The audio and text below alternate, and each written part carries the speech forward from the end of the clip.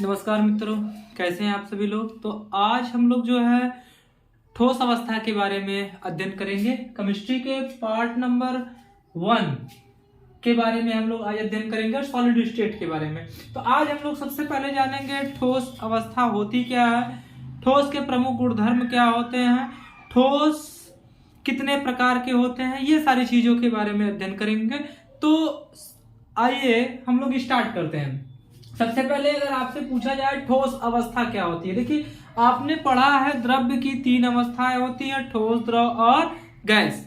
ठीक है, द्रव्य की 3 अवस्थाएं होती हैं। सबसे पहले द्रव्य किसे कहते हैं, हमारे चारों ओर पाए जाने वाली वह वस्तुएं जो हमें प्रत्यक्ष या अप्रत्यक्ष रूप से दिखाई देती हैं और दिखाई नहीं देती हैं, क्या कहलाती हैं, द्रव्य कहलाती है। या द्रव्य वे वस्तुएं हैं जो स्थान करती हैं, जिनमें भार होता है, द्रव्य कहलाती हैं। द्रव्य की 3 अवस्थाएं होती हैं, ठोस, द्रव और गैस। ठीक है, जिसमें ठोस अवस्था के बारे में हम लोग आज अध्ययन करेंगे। द्रव अवस्था के बारे में आपने पढ़ा होगा, द्रव पदार्थ की वह अवस्था होती है जिसमें बहने का गुण होता है और जिनका आयतन तो निश्चित होता है, आकार निश्चित नहीं होता है, द्रव्य कहलाती हैं। तरल गुण होता है, तरलता का गुण उसमें पाया जाता है। गैस, जिनका आयतन और आकार निश्चित नहीं होता है, इन्हें जिस पात्र में रख देते हैं उनका आयतन ग्रहण कर लेते हैं।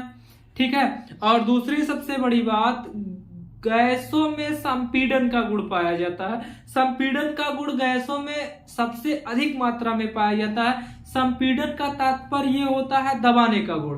गैसों को आप बहुत अधिक मात्रा में दबा सकते हैं, उससे बहुत कम मात्रा में गैसों को और ठोसों को न के बराबर आप दबा सकते हैं।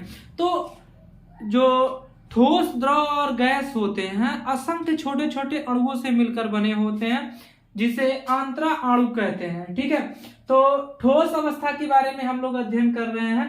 तो ठोस क्या है, द्रव्य की वह अवस्था, द्रव्य की वह अवस्था जिसमें अवयवी कण प्रबल अंतरा आणुक बलों द्वारा जालक में समृद्ध संतुलित होते हैं। ठीक है, संकुलित होते हैं। द्रव्य की वह अवस्था, हमने आपको बताया द्रव्य की 3 अवस्थाएं होते हैं, जिसमें एक अवस्था आपकी क्या होती है, ठोस अवस्था। तो द्रव्य की वह अवस्था जिसमें अवयवी कण अंतरा आणुक बलों द्वारा जालक में समृद्ध संकुलित रहते हैं तथा जिस कारण से वह गति करने में असमर्थ होते हैं। देखिए ठोस जो होते हैं वह गति नहीं करते हैं, वह जिस स्थान पर होते हैं वहीं के वहीं पड़े होते हैं, पड़े रहते हैं। ठीक है, ये गति नहीं कर सकते। द्रव भी गति कर सकता है, गैस भी गति कर सकती है, लेकिन ठोस जो अणु होते हैं वह गति नहीं करते हैं। उन्हें गति कराने के लिए हमें जो है बाह्य बल लगाना पड़ता है। ठीक है, तो ठोस अवस्था कहलाती है। अब ठोसों का वर्गीकरण करें तो वास्तविक ठोस, आभासी ठोस, कई प्रकार के ठोस होते हैं, लेकिन हम यहाँ पर मुख्य रूप से मात्र 2 ठोसों के बारे में अध्ययन करेंगे।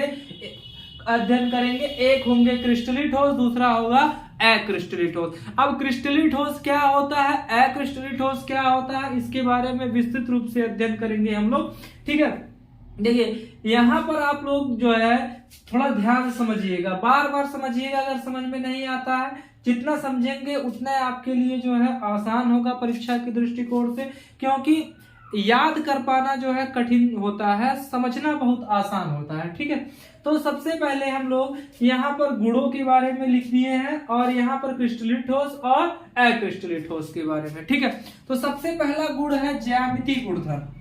ज्यामितीय गुणधर्म के बारे में हम लोग देख रहे हैं। क्रिस्टलीय ठोस की ज्यामितीय आकृति निश्चित एवं अभिलाक्षणिक होती है, जबकि अक्रिस्टलीय ठोस की ज्यामितीय आकृति निश्चित नहीं होती है और इनके गुण भी अभिलाक्षणिक नहीं होते। अब इस चीज को आप समझिए, जैसे हमने एक क्रिस्टल ले लिया है, एक क्रिस्टलीय ठोस का उदाहरण ले लिया है NaCl का। NaCl की ये संरचना है, देखिए यहाँ पर Na के एक प्लस के बाद दूसरे माइनस, फिर एक माइनस के बाद दूसरे प्लस, इस प्रकार से हैं। या आप किसी प्रकार से देखिए, यहाँ से अगर आप सीधे सीधे देखते हैं इस प्रकार से आप सीधे सीधे देखते हैं तो एक हिसाब से आपको प्लस प्लस ही मिल रहे हैं। यहाँ से आप देख रहे हैं तो माइनस माइनस, प्लस माइनस, या भिन्न भिन्न प्रकार से देख रहे हैं, दिखाई दे रहे हैं। या आप देख रहे हैं एक प्लस के चारों तरफ क्या है, माइनस अणु उपस्थित है। एक प्लस के चारों तरफ कौन से अणु उपस्थित है, माइनस अणु उपस्थित है। तो इनकी जो संरचना होती है यह निश्चित होती है। आप ऐसा नहीं कर सकते हैं कि माइनस माइनस को एक पास रखें, प्लस प्लस को एक पास रखें। जो अणुओं की व्यवस्था होती है एकदम अरेंज होती है। लेकिन अक्रिस्टलीय ठोस, जैसे ये रबड़ की आप संरचना समझिए, इसकी संरचना अंटसंट कैसे भी किसी भी प्रकार से हो सकती है। इसी को संरचना ऐसी है। मेले में आप जाते हैं ना, तो मेले में आप जब बड़े वाले झूले पर बैठेंगे तो भीड़ देखेंगे, एक विचित्र प्रकार की भीड़ होती है ना। तो जो विचित्र प्रकार की भीड़ होती है उसकी कोई संरचना नहीं होती है। तो ठीक उसी प्रकार से अक्रिस्टलीय ठोस जो होते हैं उनकी कोई संरचना नहीं होती है, अर्थात इनकी ज्यामिति आकृति कोई निश्चित नहीं होती है और इनके गुण भी किसी भी प्रकार से अभिलाक्षणिक नहीं होते हैं। सीधी सीधी बात है, ठीक है। तो हमने कहा है या आप कह सकते हैं कि क्रिस्टलीय ठोस वे ठोस होते हैं जिनकी आकृति निश्चित होती है और निश्चित के साथ साथ इनकी आकृति अभिलाक्षणिक भी होती है। जबकि अक्रिस्टलीय ठोस वे ठोस होते हैं जिनकी आकृति निश्चित भी नहीं होती है और इनमें किसी भी प्रकार का अभिलाक्षणिक गुण भी नहीं पाया जाता। भाई अंटसंट संरचना की कौन सी अभिलाक्षणिक आकृति होगी, किसी भी प्रकार की आकृति नहीं होती है ना। तो दूसरा सबसे प्रमुख गुणधर्म की बात करें क्रिस्टलीय ठोस की परिभाषा के लिए, तो हम कह सकते हैं क्रिस्टलीय ठोस वे ठोस होते हैं और जिनका गलनांक एवं क्वथनांक फिक्स होता है। हाँ, गलनांक एवं क्वथनांक निश्चित होता है क्रिस्टलीय ठोस का। भाई एक निश्चित अणुओं की व्यवस्था से वह जुड़कर बने हैं। जब निश्चित अणुओं की व्यवस्था से जुड़कर बने हैं तो तय है कि उनका गलनांक एवं क्वथनांक निश्चित होगा। गलनांक एवं क्वथनांक निश्चित होने का तात्पर्य यह है, जैसे आप बर्फ के क्रिस्टल को ले लीजिए। बर्फ का क्रिस्टल एक क्रिस्टलीय ठोस की संज्ञा हम दे सकते हैं। अब बर्फ के क्रिस्टल को आप गर्म करेंगे तो एक निश्चित तापमान पे वह जो है क्या होगा, ठोस अवस्था में परिवर्तित, ठोस से द्रव अवस्था में परिवर्तित होगा। ठीक है, फिर द्रव से वह किस में बदलेगा, गैस में। तो एक निश्चित तापमान की आवश्यकता पड़ती है। जबकि अक्रिस्टलीय ठोस जो होते हैं इनका गलनांक एवं क्वथनांक निश्चित नहीं होता। दूसरी प्रकृति की बात करें तो क्रिस्टलीय ठोस जो होते हैं एक वास्तविक ठोस होते हैं, अर्थात वास्तविक ठोस होते हैं। जबकि अक्रिस्टलीय ठोस जो होते हैं एक आभासी ठोस होते हैं। वास्तविक ठोस का तात्पर्य है जैसे ये बाहर से दिखाई देते हैं वैसे अंदर से भी दिखाई देंगे। इनकी संरचना में किसी प्रकार से कोई छेड़छाड़ नहीं होता है, तो ये वास्तविक ठोस है।